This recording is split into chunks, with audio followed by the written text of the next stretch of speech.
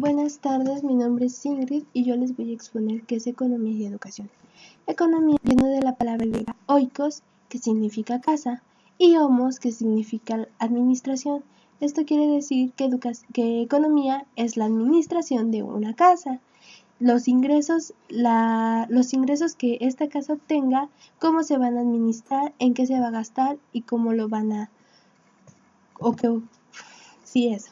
El campo de estudio de la economía estudia los procesos de producción y generación de valor de las distribuciones entre los agentes económicos y cómo cada uno de ellos consumen sus ingresos. Como ya había dicho, cómo lo van a gastar, en qué lo van a gastar y qué necesitan. Se dividen en dos: economía positiva, que son las leyes ya establecidas de la realidad tal y como se presenta, y la economía normativa, que establece las normas o la percepción de lo que nos gustaría que fuera la realidad. El estudio de la economía se divide en dos aspectos: la microeconomía, que es el estudio de la economía desde el punto de vista de los consumidores, de las empresas.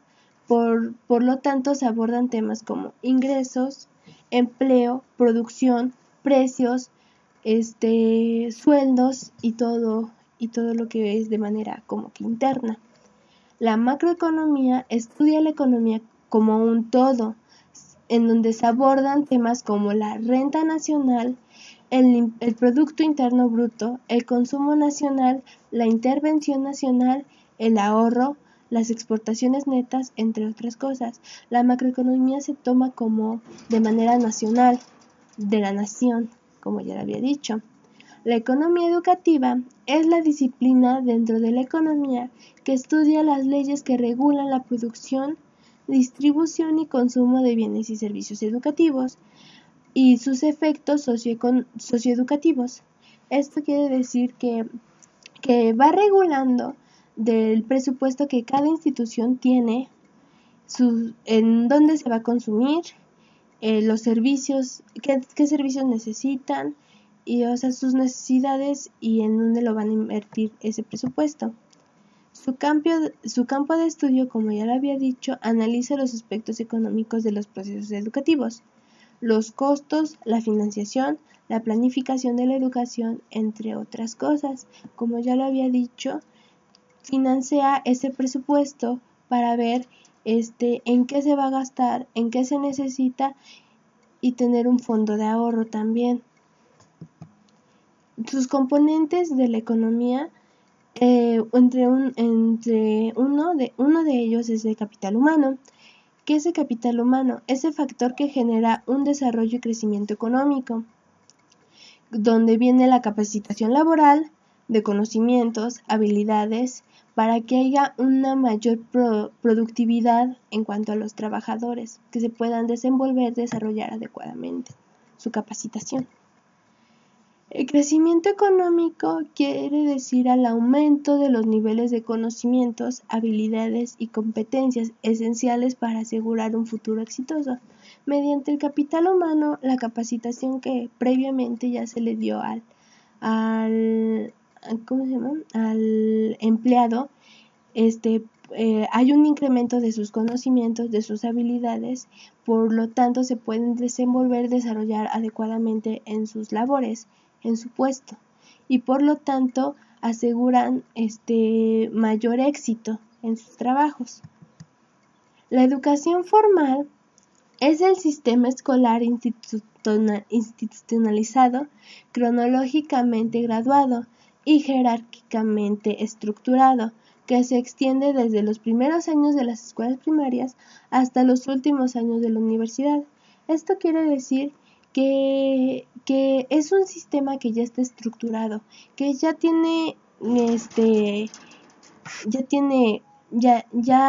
sus tiempos, en qué momento se va a aplicar, qué duración va a tener y cómo se va a estructurar. En cuanto a la educación no formal, son todas las actividades organizadas organizadas, sistemáticas, educativas, relacionadas fuera del marco del sistema oficial, para facilitar determinadas clases de aprendizaje y subgrupos particulares de la población, tanto adultos como niños.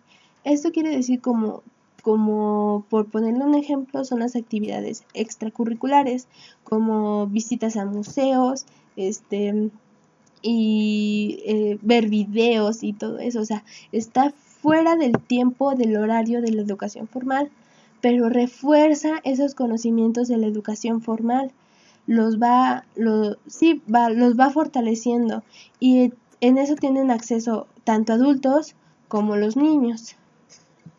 Y la educación informal es un proceso que dura toda la vida y en el que las personas adquieren y acumulan conocimientos, habilidades y actitudes, de modo que de modos de discernimiento mediante las experiencias diarias y su relación con el medio ambiente. Esto quiere decir que esta educación se da constantemente a diario mediante en el ambiente en donde te estás desarrollando, y aprender a discernir esa educación, aprender a tomarla. Sí. El entorno y escuelas.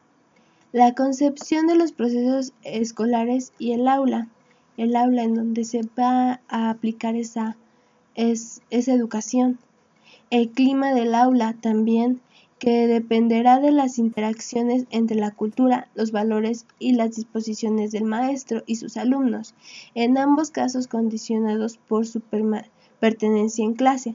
Esto quiere decir, el clima del aula es como, pues en el aula, en el salón de clases, hay infinidad, hay variedad de culturas, de valores, de religiones, de actitudes, de enseñanzas desde la casa, y en el aula van a chocar en algunos casos, y eso va a depender cómo se van a desenvolver, cómo se van a desarrollar los alumnos, al igual que el profesor, porque el profesor también ya tiene otra visión muy distinta a los alumnos, y eso en algunos casos choca y no se pueden desarrollar adecuadamente. El entorno institucional es el conjunto de reglas formales e informales que enmarcan la operación de las escuelas.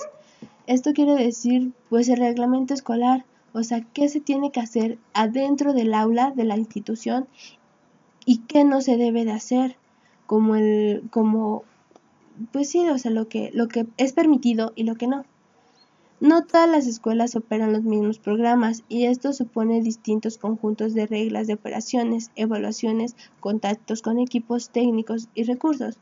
Esto, a consideración mía, varía dependiendo del contexto social que tenga cada institución, porque no todas las instituciones cuentan con los mismos recursos, o son de la misma cultura que otras escuelas, o tienen los mismos tiempos que otras escuelas, y por eso va variando, dependiendo. Y pues eso sería todo. Gracias por su atención.